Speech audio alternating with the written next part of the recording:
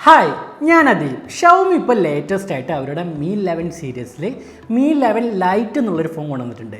ഈ ഫോണിൻ്റെ unboxing and review ആണ് നമ്മൾ ഇന്നത്തെ ഈ വീഡിയോയിൽ ചെയ്യാൻ പോകുന്നത്. അപ്പോൾ നമുക്ക് ഇവിടെയോട്ട് പോവാം. യൂഷ്വലായിട്ട് ഷവോമി അവരുടെ Mi 11 സീരീസിൽ കൊടുക്കാറുള്ള ഒരു ബോക്സ് പാറ്റേൺ ആണ് Mi 11 ലൈറ്റിനും കൊടുത്തിട്ടുള്ളത്. ബോക്സിൻ്റെ മുകളിലായിട്ട് തന്നെ Mi 11 ലൈറ്റിൻ്റെ ഒരു ഫോട്ടോ നൽകിയിട്ടുണ്ട്. വളരെ പ്രീമിയം ആയിട്ടുള്ള ഒരു ഡിസൈൻ പാറ്റേൺ ആണ് ഷവോമി ബോക്സിൽ നൽകിയിട്ടുള്ളത്. ആദ്യം തന്നെ ഷവോമി ബോക്സിൻ്റെ ഉള്ളിൽ എന്തൊക്കെ കണ്ടന്റ് ആണ് ഇൻക്ലൂഡ് ചെയ്തിട്ടുള്ളത് നമുക്ക് നോക്കാം.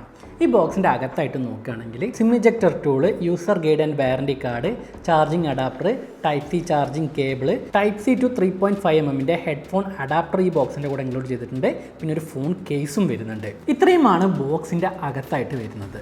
അടുത്തായിട്ട് നമുക്ക് ഈ ഫോണിനെ കുറിച്ച് നോക്കാം. ഷവോമി ഇന്ത്യയിൽ ലോഞ്ച് ചെയ്ത് വെച്ചിട്ടുള്ള ഏറ്റവും ലൈറ്റസ്റ്റ് ആൻഡ് സ്ലിമ്മസ്റ്റ് ആയിട്ടുള്ള ഒരു ഫോണാണ് ഈ Mi 11 ലൈറ്റ് എന്നുള്ള ഫോൺ. ഈ ഫോണിൻ്റെ വെയിറ്റ് നോക്കുകയാണെങ്കിൽ 157 ഗ്രാം മാത്രമാണ് വരുന്നത്. വളരെ ലൈറ്റ് വെയിറ്റ് ആയിട്ടുള്ള ഒരു ഫോണാണിത്. പിന്നെ ഈ ഫോണിൻ്റെ തിക്നെസ്സിനെ കുറിച്ച് പറയുകയാണെങ്കിൽ 6.99 mm ആണ് വരുന്നത്. ഒരു പെൻസിലിൻ്റെ തിക്നെസ് മാത്രമാണ് ഈ ഫോണിന് വരുന്നത്. ഡിസൈൻ വൈസ് നോക്കുകയാണെങ്കിൽ വളരെ പ്രീമിയം ആയിട്ടുള്ള ഒരു ഡിസൈൻ പാറ്റേൺ ആണ് ഷവോമി ഈ ഫോണിന് നൽകിയിട്ടുള്ളത്. ഈ ഫോൺ ടോട്ടലായിട്ട് 3 കളർ വേരിയൻറ്റിലാണ് വരുന്നത്. ഒന്ന് നമ്മുടെ കയ്യിലുള്ള ടസ്കാനി കോറൽ എന്നുള്ള ഈ കളർ വേരിയൻറ്റും പിന്നെ ജാസ് ബ്ലൂ, വിനീൽ ബ്ലാക്ക്. ഇതിൽ വിനീൽ ബ്ലാക്ക് എന്നുള്ള കളർ വേരിയൻറ്റ് നോക്കുകയാണെങ്കിൽ ബാക്ക് സൈഡിലായിട്ട് ഗ്ലോസി ഫിനിഷിലാണ് വരുന്നത്.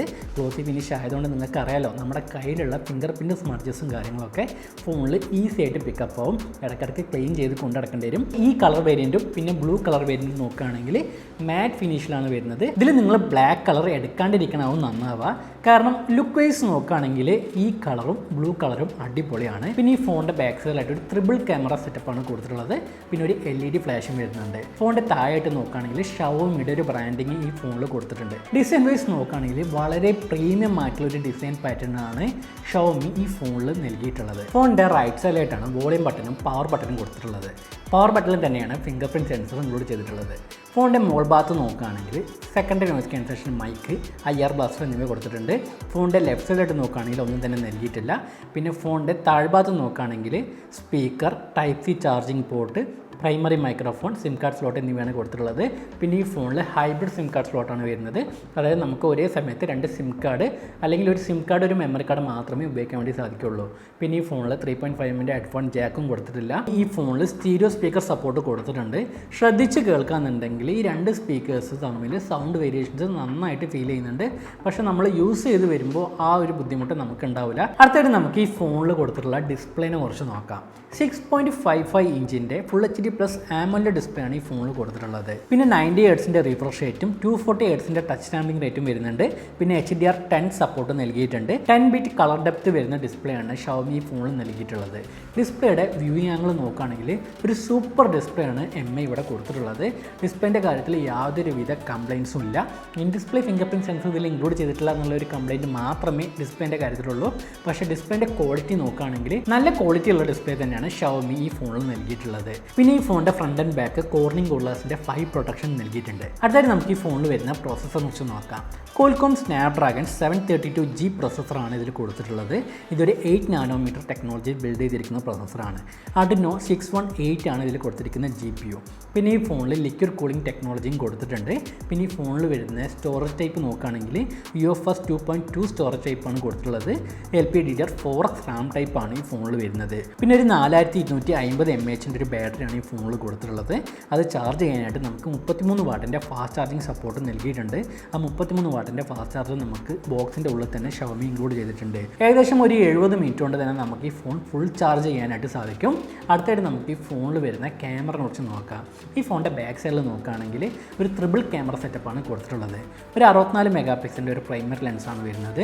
f1.79 ആണ് ഇതിൻ്റെ അപ്പച്ചർ വരുന്നത്. സെക്കൻഡറി ക്യാമറ നോക്കുകയാണെങ്കിൽ ഒരു 8 MP ultra wide angle lens കൊടുത്തിട്ടുണ്ട്. പിന്നെ ഒരു 5 MP ഒരു ടെലി മാക്രോ ലെൻസും കൊടുത്തിട്ടുണ്ട്. പിന്നെ ഈ ഫോണിൽ 4K വീഡിയോസ് 30 ഫ്രെയിം/സെക്കൻഡിൽ ഷൂട്ട് ചെയ്യാനായിട്ട് സാധിക്കും. പിന്നെ 1080 വീഡിയോസ് 60 ഫ്രെയിം/സെക്കൻഡിൽ ഷൂട്ട് ചെയ്യാനായിട്ട് സാധിക്കും. പിന്നെ 960 fps സ്ലോ മോഷൻ വീഡിയോസ് നമുക്ക് 720p റെസൊല്യൂഷന് ഷൂട്ട് ചെയ്യാനുള്ള ഓപ്ഷനും ഈ ഫോണിൽ നൽകിയിട്ടുണ്ട്. ഫ്രണ്ട് സൈഡ് നോക്കുകയാണെങ്കിൽ ഒരു 16 MP ഒരു സെൽഫി ക്യാമറയാണ് ഇതിൽ കൊടുത്തിട്ടുള്ളത്. ഈ ഫോണിൽ നിന്ന് എടുത്ത കുറച്ച് ക്യാമറ സാമ്പിൾസ് ഞാൻ ഈ വീഡിയോയിൽ കൂടെ ആഡ് ചെയ്യുന്നുണ്ട്.